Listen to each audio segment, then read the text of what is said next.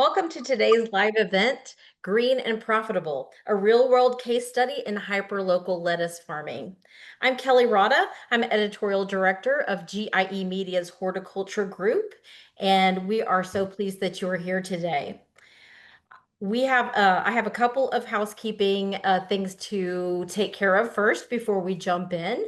Um, all of our participants are muted, and we ask that instead of the chat box, you ask your questions in the Q&A box. So if you scroll down and hover over that, the bottom part of your screen or possibly the side, look for that Q&A box and ask your question there. We may answer some of those in or during the presentation, but we will definitely have time for more Q&A at the end as well. I would like to introduce our guests today. We have Josh Holleb. He is a systems integration specialist at Ceres Greenhouse Solutions.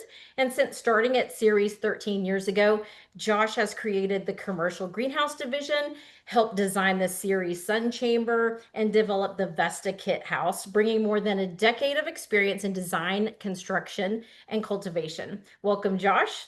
And I'd also like to introduce everyone to Rob Lyle. He is the owner of Greenshouse Inc. And Greenshouse Inc. was founded as part of the sustainable food production movement. And for them, that means growing great food year round in the community where the consumer and the grower live, and using as little energy and other non-renewable resources as possible. And as I mentioned, we're going to talk about hyperlocal lettuce farming, and our guests will provide a strategic look at how Greenshouse Inc. has built a profitable year-round small-scale lettuce farm to meet local market demand. They'll discuss the market integration, product differentiation, operational challenges, and key business lessons learned from launching and scaling a hyperlocal greenhouse enterprise. Gentlemen, welcome, and I'm handing it over to you. Thank you. Thank you, Kelli. Hi, Rob. Good to see you. Good to see you again. We built a little presentation that we'll share, and we're going to have a conversation. So feel free to chime in with questions as needed during the talk in the Q&A. Kelli will chime in and try and integrate the questions into the conversation. We'll keep our eye on it as well, and also try and integrate them into the conversation. And if we don't get to any questions, we'll hopefully have a little time at the end to look at the questions that we didn't answer in the presentation. Are we seeing my screen? I'm hoping that we are. Rob, you're seeing it? Yep, we're seeing it. Okay, great. So the conversation today is green and profitable real-world case study in hyperlocal lettuce farming. Rob, do you want to give just like a really quick synopsis of what the goal was and what you were doing before we jump into the slides? They're a little more boring than the story itself. Okay. Well, yeah, no, thank you very much, Josh. I spent 30 years in the finance industry and retired early. Was bored and looking for a project that I thought would add something to the world and what we're doing. And after a lot of sort of careful study and time, we arrived at food and local food for that matter. So that's where it began. That's where the journey began. Because we're in a cold weather climate, we're up north here in Ottawa, Canada. There were a number of things that we needed to there were just musts when you're trying to do farming in an environment, a cold weather environment. So basically anybody north of, I would say anything north of North Carolina would know what I'm talking about. So that's how we got into the project, and how we landed with your group was we did a fairly extensive study as to what would give us a winter growing operation with very minimal inputs, and we landed on your group, met with your team, and and after some back and forth discussion, decided we would try your style of greenhouse, and spent about 2 or 3 years figuring out how your greenhouse works or how that greenhouse worked, and then kind of got successful. Perfect. And we'll get into the greenhouse in a second. Our company, as Kelli says, Ceres Greenhouse Solutions, we design highly efficient greenhouses, and a lot of that has to do with insulation. So when Rob's referring to a northern greenhouse, sometimes we call it a deep winter greenhouse. And we can talk about that decision, but the idea is that a greenhouse that's appropriate for the climate that Rob was growing in. And so, Rob, Yeah. talk about goals and what you were trying to do with the community here. Well, first of all, the goal was lower carbon footprint, really not spend a lot of money on utilities and those sorts of things in an environment which is harsh and difficult. So that was the sort of the first goal. And as we moved into the project and got used to working with a greenhouse, we adopted something called Hyperlocal. And to what Hyperlocal meant for us was the fact that the product would be consumed where it's produced. I think that was your saying, Josh, if I recall, in one of your videos. It also had to basically be outside of what's the typical distribution system right now. Like typically, even something called local. Typically, you've got a fairly sophisticated distribution system to get lettuce to market. In most cases, you've got the typical distribution for a lettuce is it starts at the greenhouse or at a field. You've got it's harvested, and then there's usually a long haul shipment to a warehouse someplace. And inside that warehouse, it's moved around. And then from there, it goes to what we call the last mile point of sale to the retailer. So each one of those steps is basically dollars in time and carbon footprint. And so we felt that even though, not that the hyperlocal solution is going to solve world hunger, but at the same time, what it does do, and we think is very important, is allows people to eat food that's grown locally. And that was the critical thing. But to do that, it's a costly thing. So how you get the product to people at a reasonable price is basically, shorten your distribution cycles, lower your energy costs, and so use simple technology, not fancy, very complex greenhouses that are highly technically oriented. That's kind of where we wanted to simplify, return to what my grandparents did, and that's the cash crop farming. The product didn't go too far from the fields. So for us, hyperlocal is anything within a 62 mile radius. So if you're taking your product beyond 62 miles, 100 kilometers in Canada, it's not hyperlocal anymore. It's basically 100 miles, 200 miles, 300 miles, sort of local, and anything beyond that is definitely not local. So that's what we focused our energy on: is how could we meet local growing demand? Yeah, and that's what hyperlocal is. Yeah, and I think it's worthy to just point out, as obvious as this is, that this really is like a new industry. Fresh produce in the winter in Canada is just not something that happens that often. So that's something that Rob was working towards.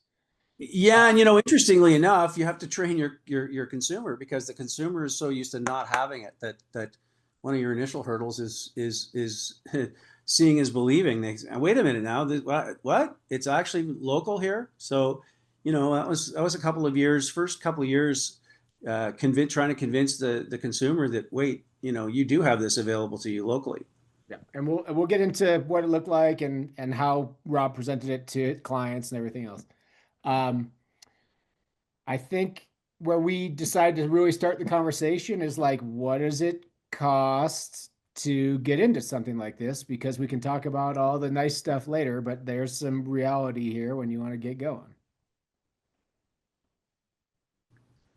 So Correct. Rob, I mean, you had the land, right? This was a piece of property you guys already owned, so that didn't factor into your startup costs. No. And then as you can see on the screen, now these prices are from 2018, I think we did this project. Yes. And so they've changed sort of drastically in the, post COVID. It's kind of surprising. So Rob got a bargain, turns out. Might not look like it, but it was a good deal. I don't know a farmer who doesn't get a bargain. But the important things are that Rob spent more money than you normally would on the greenhouse because this is a kind of a northern climate year-round greenhouse. We'll discuss how that did or didn't work out in the future, but there's some cost savings associated with it once you get into operation that I think really matters in the conversation. A gutterized growing system that was a hydroponic lettuce system. Supplemental LEDs, which you didn't start with, if I remember correctly, but then we added a little bit later to improve winter production. Yeah. So just a bit of background. The greenhouse, this was designed to be a prototype initially. So we were really, the first 2.5 years of the life of this greenhouse was about prototyping. It was about gathering data. It was about seeing how the systems that Ceres sold us, and I said, I had this conversation right at the beginning with the owner of the company. I said, look, we're going to try this greenhouse, but unless it meets the criteria that we want, we're not moving forward with any other greenhouses because it was the energy use. Specifically, we had a number of things. So the first couple of years of the greenhouse was a lot of prototyping, and fortunately, we had the wherewithal to be able to try and do different things. Like I didn't know a thing about growing lettuce when I started the project, like zero. Had no farming experience. And so we spent a couple of years basically trying to figure it out. So the LED lighting was an interesting situation because of your quote unquote unique design. We're supposed to get about 33% more light. And so for us, it was, well, okay, let's just see if we get 33% more light. So we grew a number of crops in the wintertime without the lighting to then be able to compare what we had with the lighting to see the difference in productivity, to see the difference in the growing season, the whole thing. So yes, we did not start out, and we did spend really 2.5 years of prototyping, including later on you'll see something called a GAT system that Ceres designed. That's basically the old Earth battery, where you collect heat and you put it underground. So we basically collected heat on warm, on even very cold winter days, minus 40 Celsius, I don't know, 0 to 15. Yeah, 0 to 15 Fahrenheit. It could be 80 degrees in the greenhouse, and we collected all that heat with the system, with the energy system, and basically allowed that to supplement our heating and reduce the energy costs. So much so that the University of Guelph in Guelph, Ontario, spent basically did a 3-year study in terms of how that GAT system was working for us. So they had all our data. We were very data based, and at the beginning of the process, everything we did, we recorded. So we built a massive database in terms of how we could do these things, just from if you will, the engine of it, which was the greenhouse and the growing system. Yeah, nice. And so there's some questions coming about the greenhouse, and so that's the next. These are fun pictures of like the reality of what was happening. Yeah. There's like a real winter in Ottawa, and it's like pretty snowy. Oh yeah. Oh yeah. It's our climate is such a difficult climate because it can be 100 degrees Fahrenheit in the middle of summertime, and it can be, minus 40 degrees Fahrenheit in the wintertime. So we do have a wide variety, and we're in a very humid part of the country. We're basically a little west of Montreal, Quebec, and a little east of Toronto, Ontario. So it's a difficult environment to grow in. at the best of times. Yeah. And it's also I think nice to just recognize that in this picture with Rob and his gutters in the snow, that greenhouse in that moment needs cooling, which is a Yeah, very it's a absolutely. very funny thing to think about when you're looking at the snow. So Mhm. it is growing through the winter in cold climates is complicated, and we've grown leaps and bounds since 2018 when we designed this. But just to understand that at night it needs heat, but during the day on a sunny day, no matter how cold it is, it needs to be cooled. And so these are all things that you have to think about when you're designing your greenhouse. Getting to the size of the greenhouse question, here we go. This greenhouse was 30 foot by 70 feet. Right, Rob? Correct. Just making sure. So it's about 2,100 square feet. And you'll see in the future slides that when we're talking about production, plant production, you don't use all of that space. You have to keep in mind that you need walkways to work the plants. The fire department might require some walkways so that you can get out of the building if there's a fire or whatever else. And so 2,100 square feet is the footprint, but not necessarily the plant canopy. And so you don't do your math off the footprint. You do your math off where you're growing the plants. I believe this one was 1,500 square feet. Yeah, I think our number was 1,700, but you might Was be it? right. Okay. You're right. 1,700. That makes sense. But as you can see here, just as a quick like tour of the greenhouse, on the right side of this image is the south wall and the south roof. Those are the two parts of the greenhouse that have glazing. They're the two parts that let light in. All the way across is the east wall. It's solid and insulated. To the left is the north wall, solid and insulated. And above you is a steeper north roof, also solid and insulated. And then behind us is the west wall, solid and insulated. So this greenhouse, I actually don't know the ratio, but let's say it has 65%, like it has a lot of insulation in the greenhouse compared to a traditional fully glazed greenhouse. Our experience would say that a fully glazed greenhouse with all polycarbonate does not really work in Rob's climate. It would be Oh no, no, we couldn't. No, that's why there was nobody growing year round where we were. yeah, the temperature fluctuations are too extreme.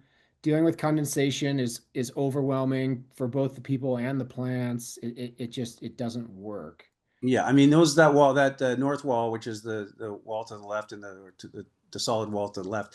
I mean that is the buffer against the north wind, and it's kind of it's the fortress part of the greenhouse because the winds coming from north are extremely they're minus 40 degrees. I mean that's cold. It's cool. And the idea is also in the winter that as the sunlight comes in from the south, anything that's not getting the plants will hit the north wall and reflect back onto the plants. And hence the test, Hence the test. because we without the lights, you'll notice there's no lights in that picture. That's what we were testing. Was in fact, was Josh full of nonsense when he said no, we're going to 33% more light, and that was that was one of the things we did hold them to account for when they were doing that. Now, I do want to back up here a little bit. I mean, I don't want this to be a commercial for Ceres because it shouldn't be. Our company was Switzerland when it came to selecting a greenhouse, and Josh's solution is a great solution. But the reality is, as long as you meet some of those key components that you need to grow in the winter, there are different designs. There's lots of great greenhouses out there. We found this one particularly efficient. It really did suit. It really did match. And we ran data. I can tell you exactly what happened to every crop in that greenhouse because we journalized. I can tell you exactly I can tell you down to on what day which fans went on. That's how detailed we were in terms of picking our data and trying to figure out where we were temperature wise and everything else. So this, as I said, we were in test mode because you can't, unless it hits those key elements in terms for winter growing, you're wasting your time because you won't be able to keep the temperatures of the canopies at what they're required for whatever you're growing. Yeah, and before I move on, I'll show you really quick back here in the corner of the greenhouse, if you can see this perforated pipe is the part of the GAT system. This is a ground to air heat transfer system that we put into Rob's greenhouse.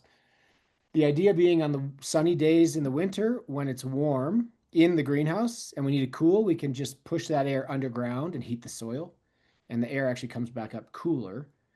Yeah. Then at night and in the winter, when you need some heat, you can pull cool air from the greenhouse underground in the warm soil. It comes out warm. And Rob, I think that allowed you to be more efficient with your heating. Absolutely. We used the heating system that we use to supplement was a 65,000 BTU. I think Modi. I don't know the brand. Modine, yep. Modi. Yeah. That's a barbecue. I mean, your average barbecue is 65,000 BTU. So think about it now. We're heating a barbecue. We're heating a greenhouse in minus 40 with a barbecue. Okay. Hey, That puts it into. somebody did want to know about whether or not only the south side and the south facing roof is the only polycarbonate wall in that greenhouse. And that's because of Rob's location, correct? Yeah, I mean No, that. no, Well, no, no, not. I wouldn't say that. I'm going to interject here. That this allows us to. This is actually the orientation of this greenhouse is directly north south. So the reason why we're doing that is it's a passive solar way to collect energy. It has nothing. It's not. Uh, Correct me if I'm wrong, Josh, but I think you were building these. You're building them as far as. I mean, you use the same concept whether you're in Minnesota or whether you're in Texas. Is that correct? when we get to Texas, it can change. Okay. Like you Every, said, North, you said North Carolina and North. Yes.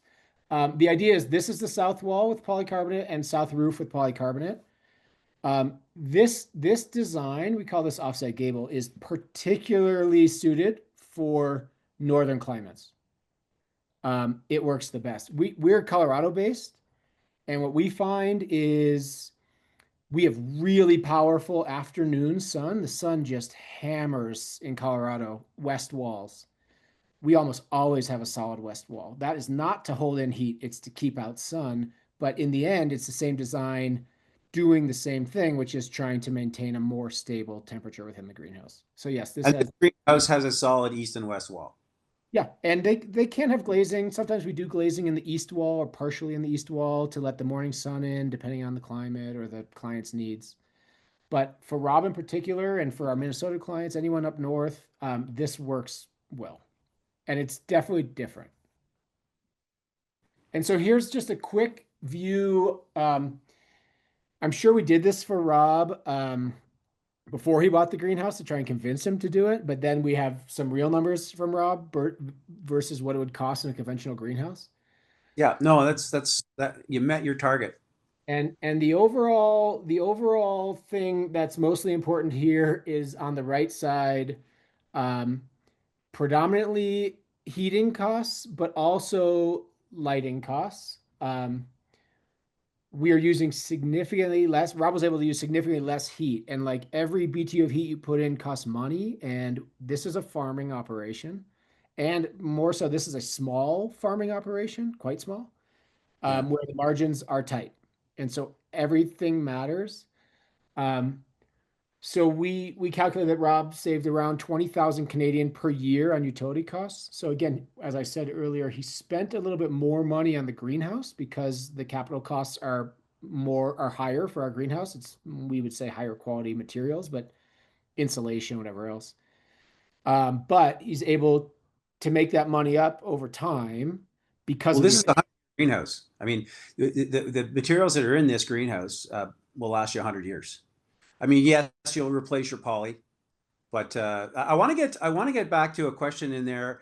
Has there been negatives to the GAT system? I've heard they could smell due to condensation, moisture buildup in the underground pipes. And I will tell you that if you've got water in your underground pipes, you haven't installed it correctly. You don't get it's quite dry. The if we go to the University of Guelph study, I mean there was not a significantly higher amount of moisture in the air as a result of using the GAT system. And as a matter of fact, it it no it we the only thing you have to watch with a GAT system is where your water table is. You do have to be above the water table when you install it, but other than that, no. We don't have mold, we don't have smells, we don't have weird stuff. Uh, Yeah, we didn't. I can add to that a little bit. The perforated piping under the greenhouse, the piping under the greenhouse is perforated, it has holes in it. It's a drain pipe, like a French drain pipe. So it is actually a drain. So any water that's brought into it will drain out of it. More importantly, is the airflow in the GAT system is significant. Yeah. We're trying to create turbulent airflow in there.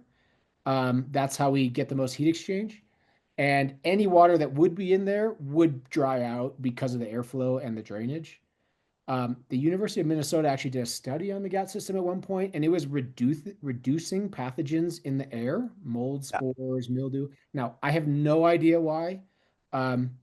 Mark, who's my partner, who's a PhD chemical engineer, also, I think, not sure why, but the data said it was, and we believe in data. I can only speak from experience running the greenhouse, and that is we didn't have that issue.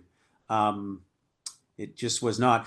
Interestingly, though, the one thing that the University of Guelph discovered was, and this is where I can poke fun at Josh and Mark a little bit on their engineering, was that the fans they recommended were a little bit. The airflow was a little bit too much, so you weren't collecting as much heat. You weren't depositing as much heat into the layered. By the way, the pipe system is layered. It's in three different layers in the. It's not just a single system. So you're pushing a lot of air into the ground underneath. And by the way, the foundation that this greenhouse is on is insulated from the outside. So that's why you're able to keep the frost away, because it's insulated on the inside of the foundation. The tip. So where we would improve our greenhouse performance in this case would have been or will be to just have a slightly lower airflow to allow more of that heat to make its way into the earth. And I will say that we now use a EC controlled GAT fan, which is a dimmable variable speed. Yeah. So you weren't an early adopter, but you were an earlier adopter. Okay, we'll keep going here. And this is as we get into the business. So again, I think it's important to point out that this was a very just quickly, the answer to the question of the foundation is I don't know. I don't think you included the foundation cost. No, the costs I gave are just materials costs. That didn't include construction or foundation. Yeah, so our foundation cost is, I think it was $5,000 or $6,000. It was not, it had to be engineered to code, but it wasn't what I would call a major prohibitor. And these for Rob, you had a full slab, right? No, we actually, again, as the prototype, we had half slab. We had half slab down one side and gravel on the other side. Because when we built the greenhouse, we had no idea what we were going to grow. So, because we hadn't bought the growing system by then.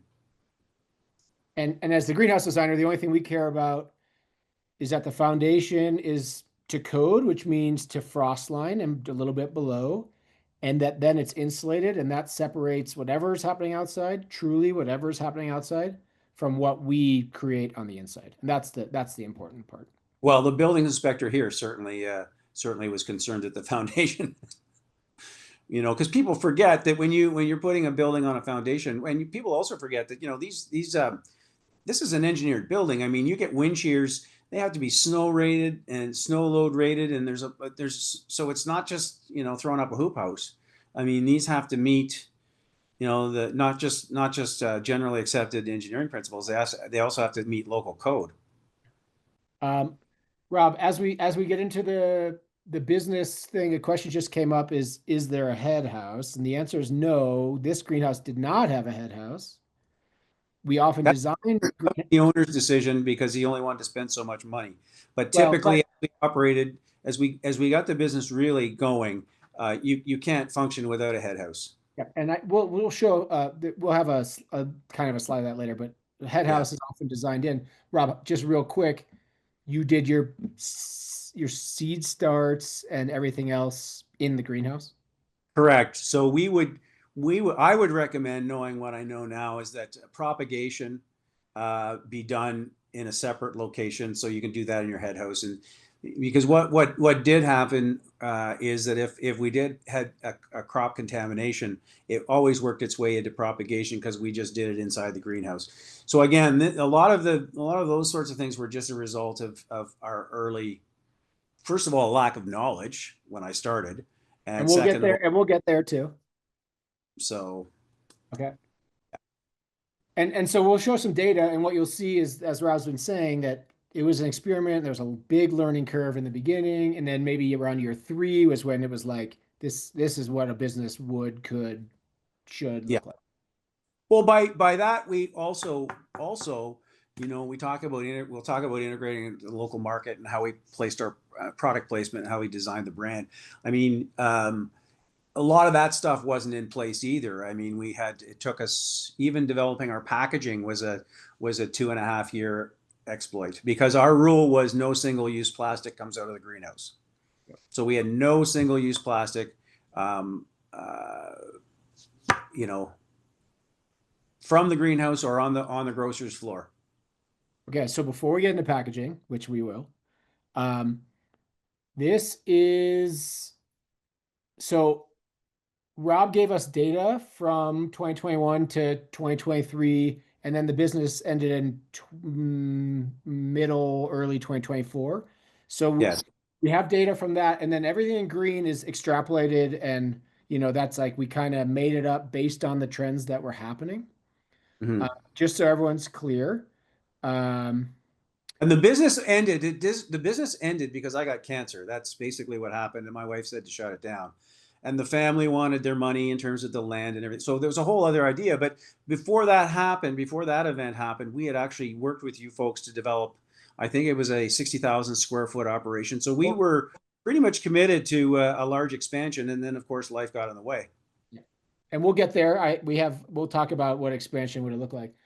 What we're trying to show here, and what Rob kept hammering at me as we were talking about this, was Rob was the grower.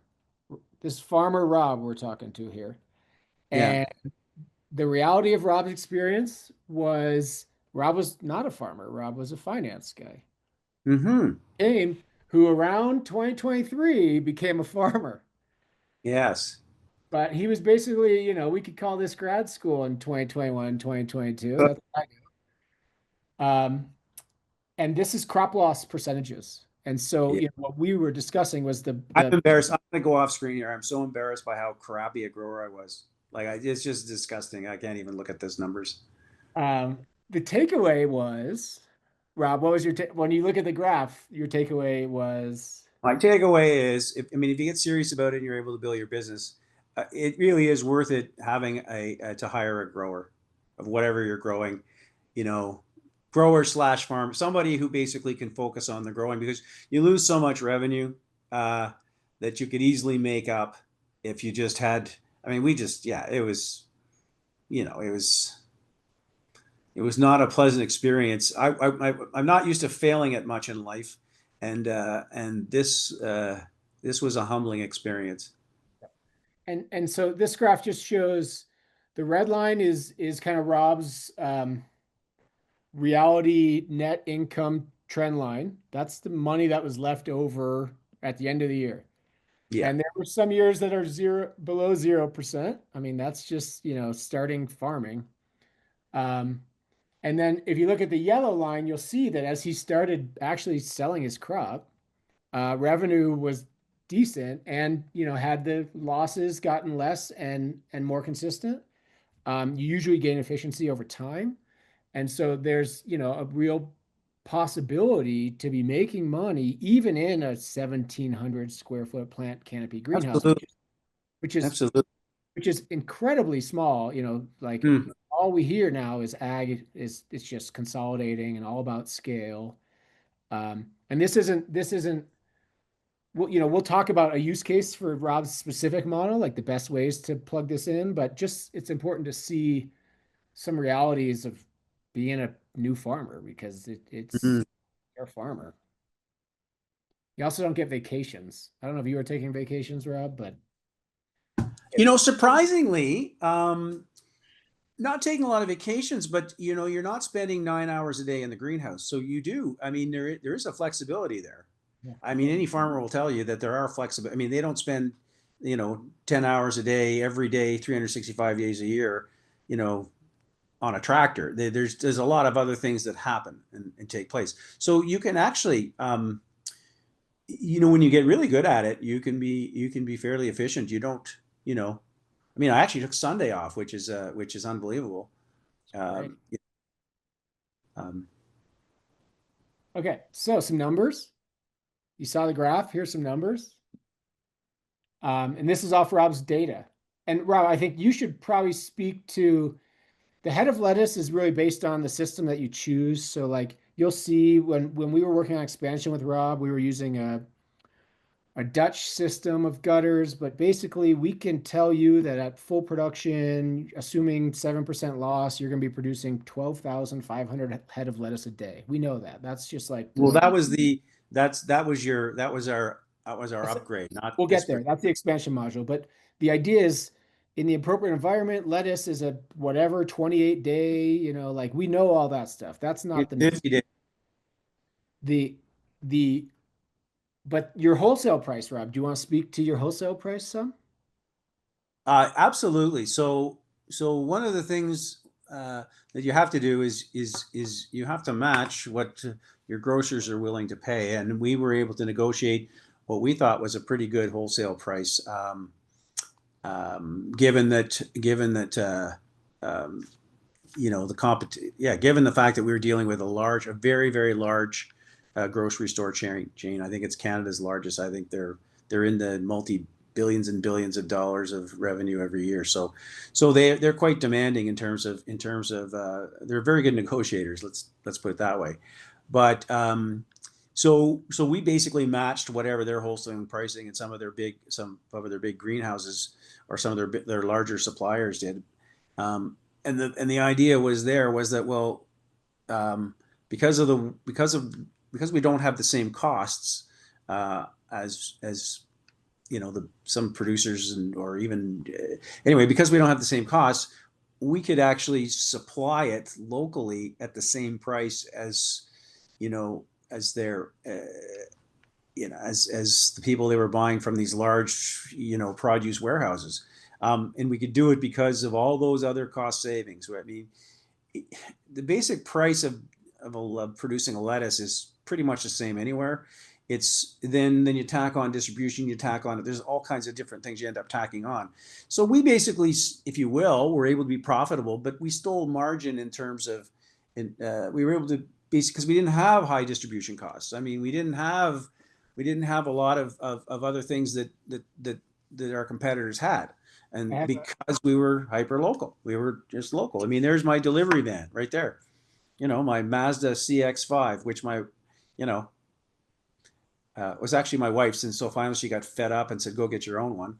So I had to go get my own one, but that's another story. Yeah. But that's a really cool thing to think about is like there's no semi trucks, there's no anything, we're delivering it in, So just to give you an idea, it's this is sort of, so the company that we sold our lettuce to, it's called Loblaws. It's the Weston Group, and they also have their own brand, their house brand, which is called President's Choice.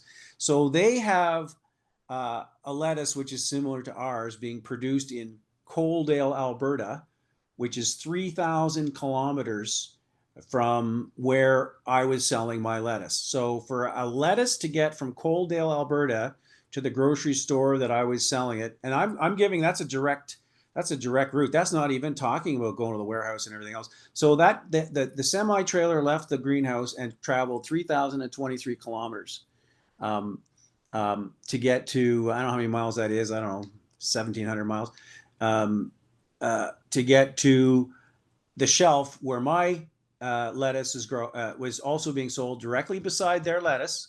And for a variety of reasons, we're local, so we put pressure on our retailer to buy local. And my trip, the longest trip I had to one of my grocery stores was 15 kilometers, which is about 8 miles, 9 miles. So let's think about that. So my delivery put 0.7 of a kilogram of CO2 into the air. Their single delivery put almost 2,500 to 3,000 kilograms of CO2 into the air. So I could do 11,000 deliveries to that store for one of their deliveries. Well, we don't need to come up with fancy, carbon saving stuff. We just need to make sure it's produced and consumed locally. That's it. That's how so think about the cost. Think about the cost for me to drive my Mazda over to the grocery store, drop that shipment off, and then come back and then pack some more. Think about the cost versus, I mean, we're not paying a driver, we're not paying, anyway. So if you think about how you can compete, well, that's how you compete. Rob, one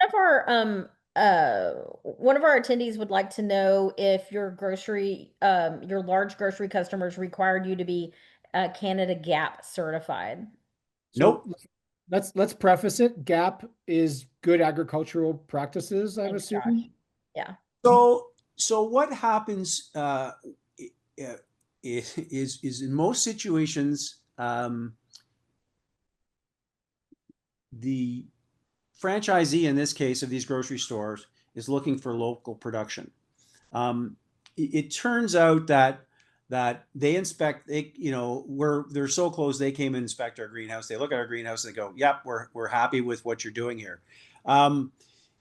What I find with a lot of those, and if your grocer is requiring GAP, well, it'd probably take you about 20 minutes to write down what you're doing. I mean, if you need to get a designation, that really is a little bit more of a cash grab on the part of an association. So I don't, unless your practice, if your growing practices aren't solid on a local basis, because the franchise owner or the people can come in and they can inspect your greenhouse. If they're not solid, you're not getting in the greenhouse. You're not getting into the store anyway. If your retailer is trying to put up barriers or provide an excuse not to use you, well, that's a different thing. But it was never an issue. I mean, we actually had we supplied 3 grocery stores, and we had another 20 of the franchise grocery stores asking us to supply them from the same company, but we couldn't because we could only produce in that greenhouse, so many. So we basically sold everything we produced to the 3 grocery stores. But in Ottawa, there's 256 in the 100-kilometer ratio. There's 256 grocery stores, 5 major grocery stores and a bunch. And we could have supplied every one of those greenhouses had we built we had built our expansion. And none of them, nobody asked me about GAP or whatever you just called that. No. And we get that question a lot. I know with some of the other greenhouses we design, we actually will do a GMP head house, which is good manufacturing practices, because there's some processing of some sort going on. And we design for flow, and we design for cleanliness and to prevent pathogen movement and all that. Yeah. But I know that all of our local farms here in Colorado, none of them have any certification at all. They're just local farms. Yeah. And not that I'm going to pat myself on the back, but at the same point in time, we had some standards and inspections. We had all kinds of different standards, just by the nature of how we were building this business, that I don't, if someone said, get it, well, it would have taken us about 30 seconds. So but it never entered the conversation. And Rob, while we're on this slide and we're looking at it, I mean, your boxes say locally grown in Almont, it's Canadian flag. Do you want to talk about packaging and Okay, how much? All right. Well, so that packaging, that took us, that was trying to get it right. That's actually, that's a Coroplast package, which basically, you can see those containers are empty now. So we would deliver a full, you can see they were delivered full. And then we would, when we came for the next drop off, we would collect those, and those Coroplast things would be washed correctly, and then reused. So, and you can see our, and not only that, but so this is a bit of an side thing here, but when you're dealing with a produce manager, you have to make their job as easy as possible. So we even designed those stand boxes you see in that for their use. So we provided them for free of charge, and they're coroplast, so they last forever. For them to be able to display it and move them around, put the lettuce wherever they wanted to use it, because you have to make it. You really do. I mean, these poor guys are packing apples all day and doing what they're doing, and yet the easier it is for them to retail your product, the more you'll sell, and the more that they'll recommend to clients walking through the stores. Which lettuce would you buy? Well, buy that one. It's good. So that's the thing. So that's the packaging. I don't know, Josh, if you have another picture of the actual packages that the lettuce came in. No, I don't think I do, but you can kind of see it here or in the last one. Yeah, so our single-use plastic mandate was such that we searched certainly Canada and the US, and we couldn't find anyway. So these are basically we ended up finding recycled paper sleeves, which are made with the same type of if anybody has a garden bag, a paper garden bag at their house, the stuff the leaf bags and stuff. So that's the same weave in plastic. So it would actually, and by the way, we were live root lettuce, so we would harvest, the root was still on, and we just put a little bit of water in the bottom of the of that paper, and it would hold it and hold the water in there and to keep the lettuce fresh on the shelf. As a matter of fact, I don't know if you've got it, but our delivery was basically the product was picked and on the shelf the same day. Well, this is my favorite. I think this is one of the most telling, picked, packed, and on the shelf the same day.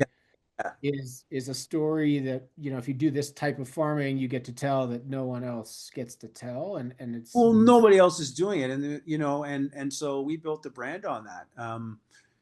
We built the brand on that sort of stuff, and and the other thing we built a brand on was that we didn't, like, during the pandemic, we didn't raise any of our prices during the pandemic, and we didn't have any issues.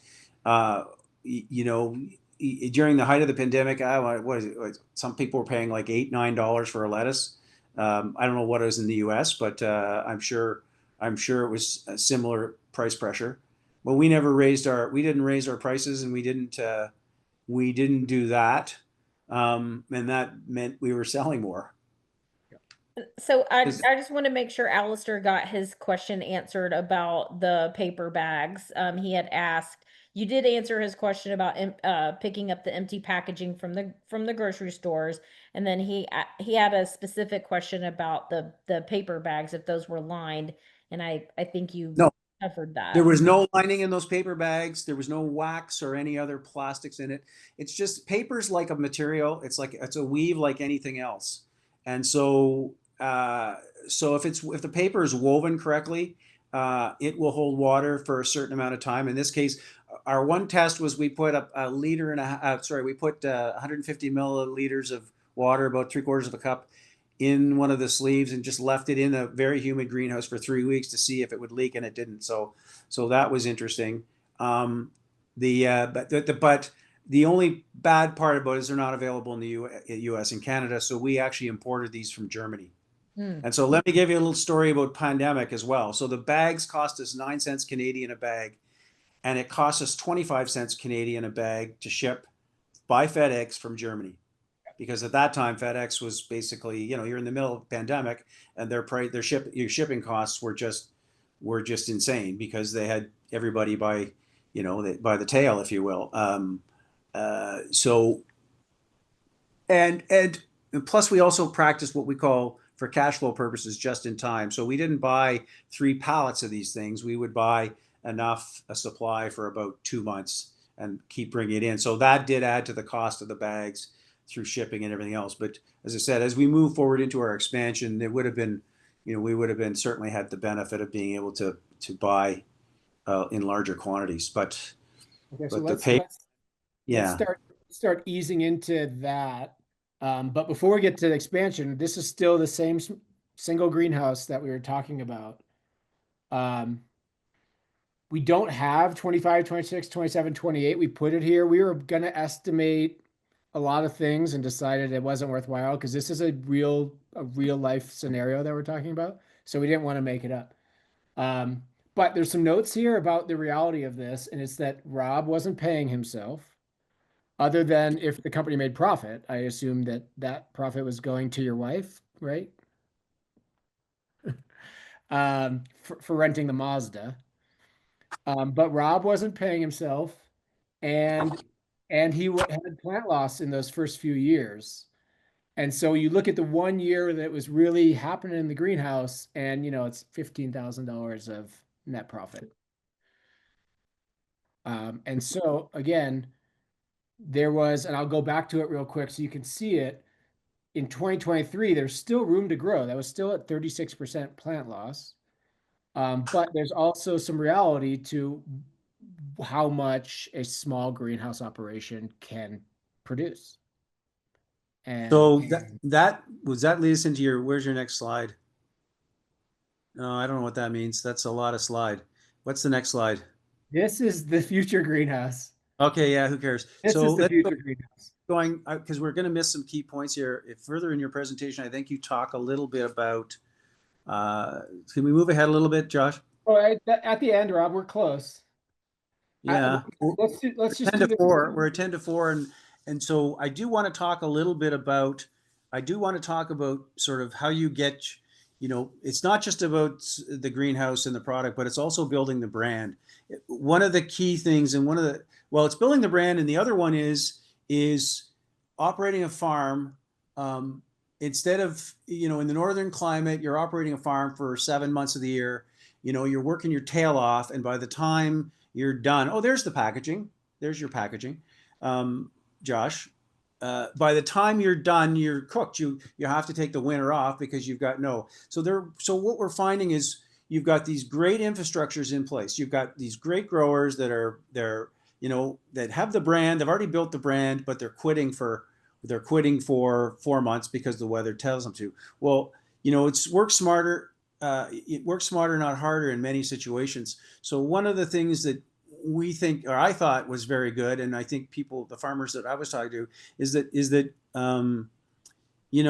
smooth those cash flows. So smooth the workload. So if you're working for 8 months and trying to put 12 months worth of work in versus working for 12 months and 12 months worth of work, it's a lot easier on the farmer, and it certainly can enhance existing farmers' operations. If you're a startup, well, you can get to the point where you can grow to be a large operation, and that sort of that there's a benefit too. But we waste so much infrastructure in this country, and I don't want to be the U.S.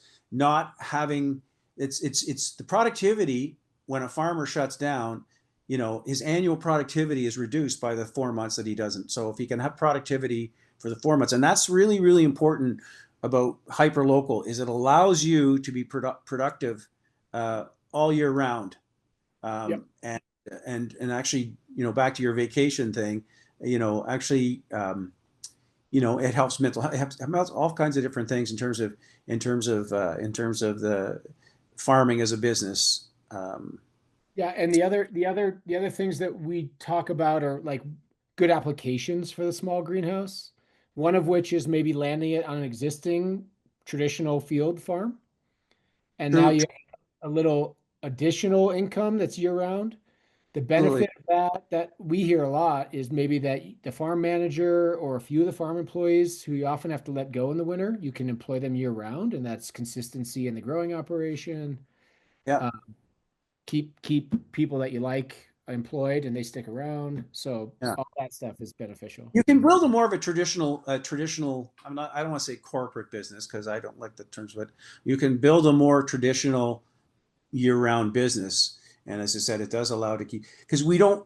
You made a point there. Like, we didn't have a summer sales drop off. No, once our brand was established, I mean, what we saw some stores may not have the same level of sales in the summers and the winter, but the stores that had the same, but they tend to offset. Like, for example, we had one store that was located on the way to cottage country, or whatever you call them in the U.S. I don't know, Vacation homes. vacation homes, or anyway, the lake house, whatever.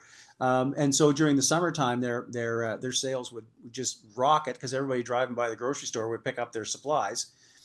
and the urban store, which was more in an urban location, would drop in the summer because everybody's going to their lake house. But the overall sales level just basically shifted between different stores. And then the one store that was our first store and where we developed a lot of stuff, our branding, which was the store that was a mile away from the greenhouse, they would take anything and everything that we couldn't sell because they would sell it.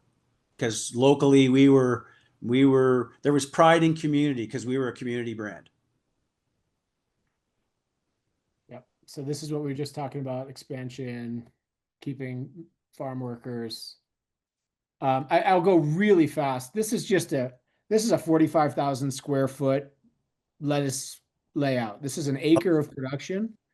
This includes a propagation house. This usually happens in small chambers for seed starting, and then in like a little bit more outside for growing up your starts. And then it also includes a full head house. This is obviously not laid out, but and in an operation like that, which is where we were going with Rob, he saw the potential for it. You're talking about millions of dollars in revenue. It's 12,500 head of lettuce a day. So it's kind of like lettuce is very viable as a business. And as you scale, assuming, Rob said he had 200 something grocery stores he could have sold to, assuming you can move your product, it's a real thing. I don't want to scare people off though, as far from the local perspective, because one of the most important things is flexibility in terms of your building size.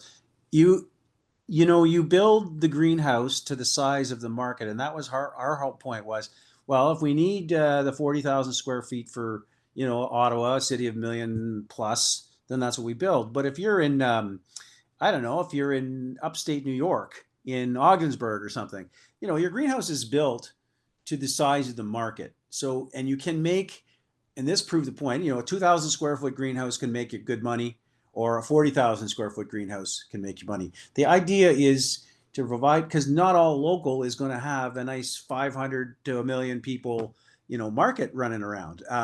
We're doing something in Athabasca, Alberta, which is north of Edmonton, which is still actually not even north in terms of Canada, because it's still, There's more north above that north. Yeah, it's more north of north. But anyway, the point being is that where these can be, you don't have to be, running a 40,000 square foot greenhouse. Your greenhouse and your local brand, you can supply a smaller amount. You'll still be able to make money at it, and you'll make money not as a you'll make money with in a building or with a decent if I would say a decent production facility, scaled to the size of the market. That's the most important thing to learn, is scale to the size of the market when you're talking about local. So how did you two work together on that, on deciding that scale, that size, that starting with 1,700 square feet? Josh had nothing to do with it. That was all Rob. Okay. We're in Colorado. I don't have a clue about Rob's market. Rob knows Rob's market. No. Sorry. Coming from the finance world, you do tend to do a lot more, you do a lot more market research, and we did a lot of market research in terms of even how we decided to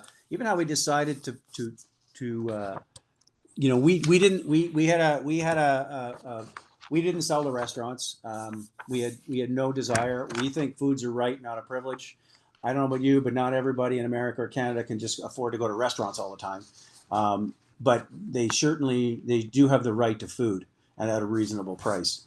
And you can see in some of our things. But we looked at our market. We went and looked at, we used StatsCan and a bunch of, I don't know what they have in the US, but there's lots of free data out there to tell you what your market looks like.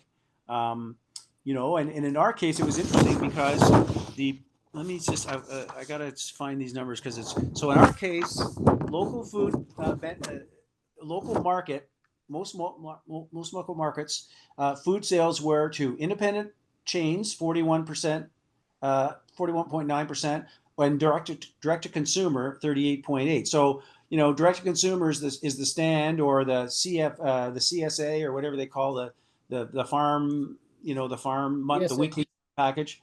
And the other side of that was the chain retailer. So it was about a 50-50. So we said, well, which do we want to take? Do we want to go to farmers markets or do we want, well, what was easier? Well, what was easier was, since we had the grocery stores, was to use the retail chain. But that's not to say, your market wouldn't, that's not to say that your market wouldn't be a direct to consumer market. And direct to consumer market is even better because it really lowers your costs. Right. So, And as a final note, what we can do is not tell you what your market is, but we can either expand or shrink the size of the greenhouse to hit a certain plant number once the market is yeah. established.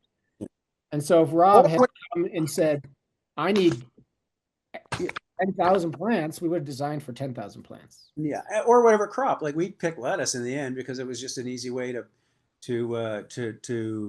produce. I think we were producing 1,200 lettuce a week at that one point. So you think about that on 1,500 square feet, 1,200 every week in, week out. It just worked. And that was lettuce. But you could, if you wanted to grow something else. I mean, there are other crops that you can easily grow that get you the same volumes. It's really growers' preference and farmers' preference. Mm-hmm. Okay, Well, well, I think we have one more question that I think we have time to take.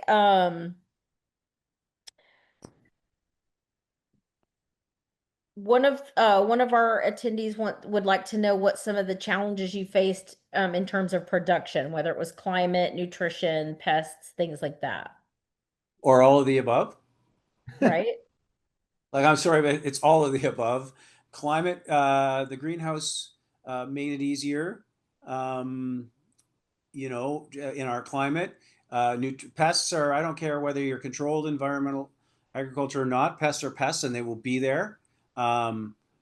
Nutrition and those sorts of things is a function of running, in our case, a hydroponic system correctly to do that. There was a question about multi-sown plants. We used an Oasis, a medium called Oasis to plant. So we were planting so that once the seed grew a little bit, we put it into it would be transplanted into the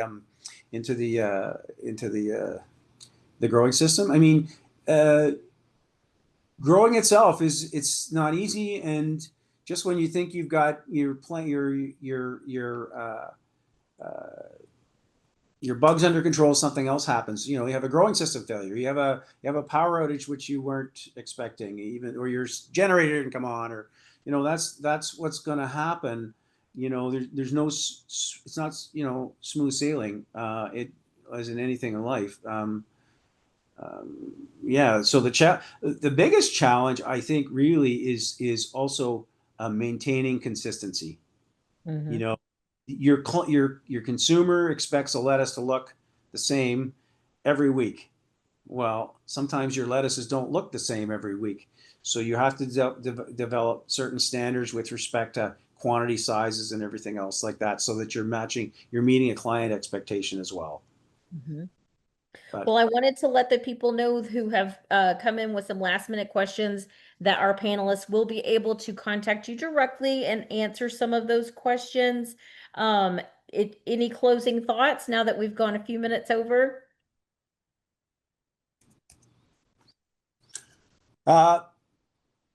My closing thought is it's been a phenomenal experience, and I see quite the need for um, getting ourselves a little away from the global supply chains and just taking control of our environment locally. Whether you're living in Ottawa, whether you're living in Utah, you really need. It's about taking control locally. Um, um, and by the way, hyperlocal can mean selling sweaters locally. I mean, this is the movement is not just about lettuce. It's about other consumer products, other services that you can, that you would stay local with and not have to go out or rely on, complicated distribution chains and those sorts of things. It really is growing for a community and a sense of your place, not not your country. It's your place. It's where you are. It's what your environment is. You know, politics is always local, and so is growing. You know, I'm not driving to Toronto or upstate New York to buy a lettuce. It's not going to happen. And on our end, we always say, when you're thinking about something like what Rob did, to put in the time to work through the business plan, the building, the systems, the design work in the beginning is, I hate to say as important, because the actual farming is important, but it matters. And it is often the difference between something succeeding and something not succeeding. And, people rush into it sometimes, but it makes sense to take your time and make sure you're going about it the right way before you even get going. Yeah, I don't know. You had a copy of it, Josh, but we created a growing journal. I guess it's just because I didn't know anything about it. So I can tell you what happened to every one of my crops since we started seeding. We followed every one of them. There's notes. There are daily notes on every crop. That's how sort of anal we were about collecting data. And it always paid off because we could go back and we could see, and we weren't asking the same question that we forgot we knew the answer to 3 months ago. So, staying on top of it and really running a tight ship when it comes to record keeping and it's not, these aren't hard things to do. It's as simple as a pen and a pencil and a pad, a journal. Well, Josh, Rob, thank you guys so much for all your knowledge and sharing your experiences with us. And to our guests out there, thank you for attending. And as a reminder, anyone who was registered for this live event will receive a recording of this by email in a few short days. Thanks, everybody. Thank Thank you. you.